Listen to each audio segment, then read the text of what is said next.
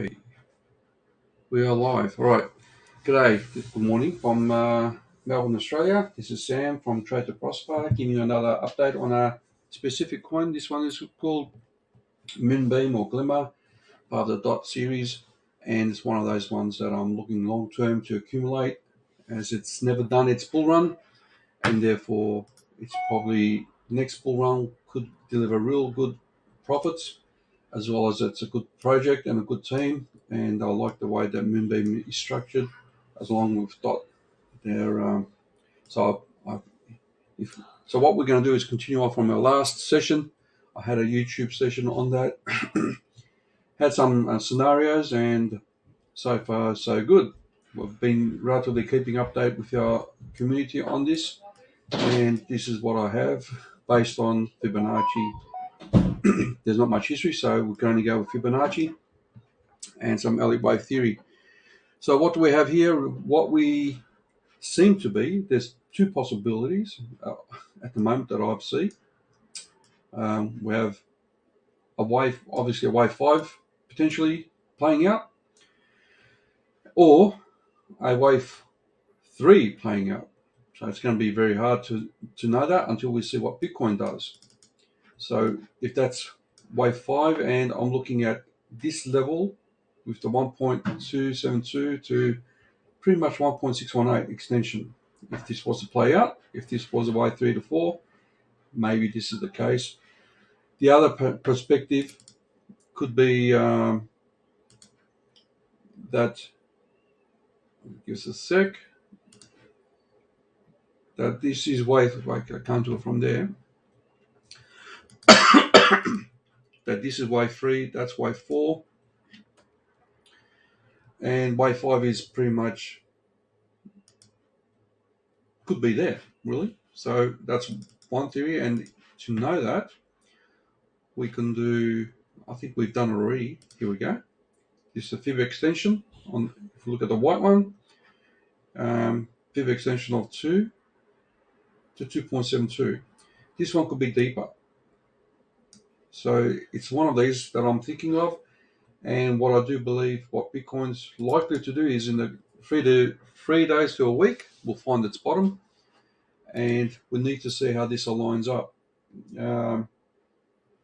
And what I do see from this is currently a structure. Maybe this structure will come into place. And if we break this trend line, we probably have some momentum to the upside. Right now, it looks like a channel. Maybe not. This bottom level is going to be very difficult to know.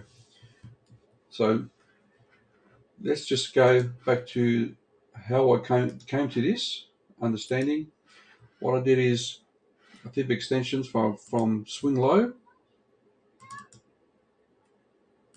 So that's my reference point, swing low, swing high, and we've got this Fibonacci. So these levels are usually a target. And do we have confluence? Yes, we do. We have that as a resistance, that is support. We bypass that, so now this is going to be resistance. If it was to bounce, we've got the 10 and 20 moving average on the 80-hour to potentially act as resistance and go down. So there is a shorting opportunity there, potentially, if this was to bounce back up. Let's have a closer look. As you can see, well, what happened there?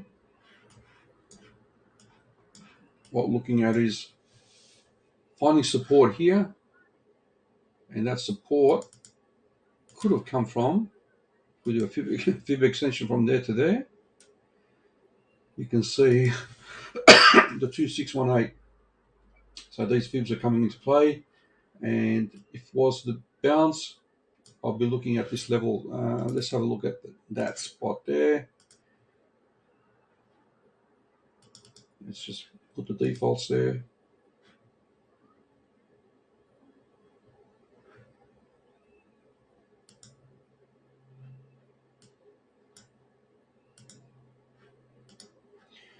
Okay, so let's just see. I go one way around.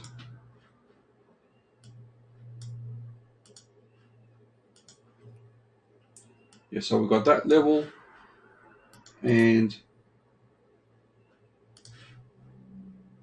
potentially, if it was a bit more bullish, we have a resistance there as well. Where's the 0.5? 0.5 is usually a good one as well. It's missing this one, so 0.5. Let's chuck that in there as well. So that range, this is what I expect. Now, do we have confidence with the MACD? I think so. Yep, MACD is in confluence. There is no bearish or bullish divergence at the moment. So it's very likely that it could go to the signal to go to the MACD and then get another rejection and continue downwards. If we're crossover, then we're going to have a higher move. But this 10 and 20 moving average, is pretty much what I'm looking for to push it down further down. That's why I have this region as support, and come Monday, stock exchange might push it down further, and I see this level as accumulation, ideally 18 cents. So what I will do, what I'm going to do, I'm not giving you guys any financial advice. I'll be looking to average in somewhere in there with these fib levels, because getting the bottoms is going to be very difficult, and just average in is what I'm going to do, and risk reward ratio is high there. So that's what I have at the moment. Looking on the daily, see if there's anything that will give us a better perspective. So we can see that it's crossed over, MACD's crossed over, so there's nothing positive yet. If the MACD was to cross back over, great. The RSI hasn't. So what we can do is with the RSI is we're going to use certain things for confirmation. At the moment,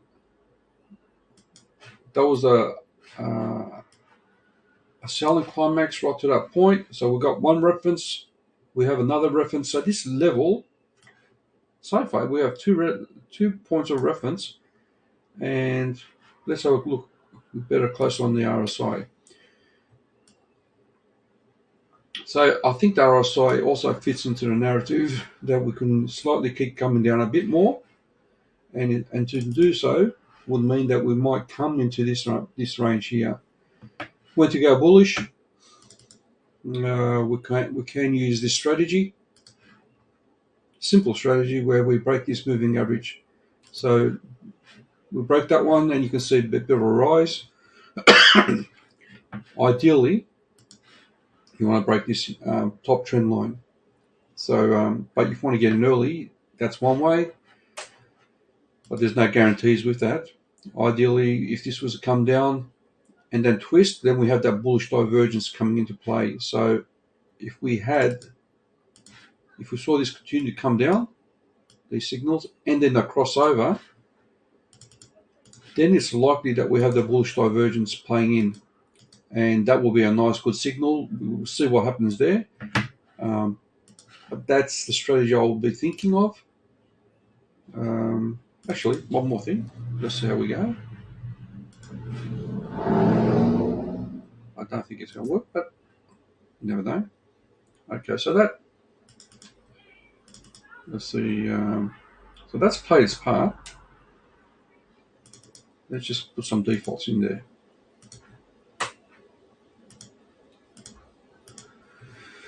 Okay. It's not going to help. Let's see if we can help from here. Right. So if we go above this level here of this Fibonacci, that might be a bullish sign as well. So let's see how that travels. If we can get above the bottom, so in other words, if this was to turn around, touch the bottom and start turning around and gets above this Fibonacci, that will probably be a good sign for that as well. One more indicator which is really useful So we do have a crossover there, but it's going sideways. I'd like to see this go above the 50%, and I want to see this crossover at the same time on the daily. Let's have a look on the 4 hour, actually the 8 hour. Let's look at that 8 hour, see if there's any early signs.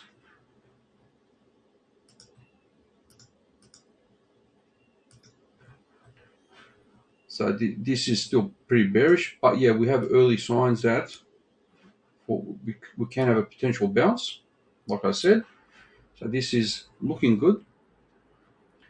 If this goes above 50%, currently it's crossing over as well. Is it? On the 8 hour? Yeah, so the green's crossing over. I'd like to see the red, follow suit. And I'd like to see this go above 50%. At the moment, it's 44%, roughly. So not there yet. But it might be promising to see this come up and then look for a bearish candle. This is pretty much a cradle strategy. I'm looking for, if you don't know the cradle strategy, come and learn it on my website. But yeah, this is definitely what I'm looking for to short, and it might get there, might not. We'll see. Tomorrow's going to be an important day, so I'm going to leave it at that. Hopefully, you got those levels. It's pretty clear on this chart. I'll do a screenshot and attach it to the comments, and from that onwards, you'll be keeping track of it. But yes, ideally, I would love to see it go down between 20 cents to 40 cents, and that will be what percentage? That's another 40%, 50%. It's going to be difficult to see that happening. 35 to 50%, maybe. From here, I was hoping 50% drop. So usually, yeah, it's still within the range, 50 to 60%. So this, I am going to buy here. So that's my level, first entry, and I'll put an order there, irrespective. And then if I get to see what's happening, I might just add more as it goes along. All right, I'm going to wrap it up on that one.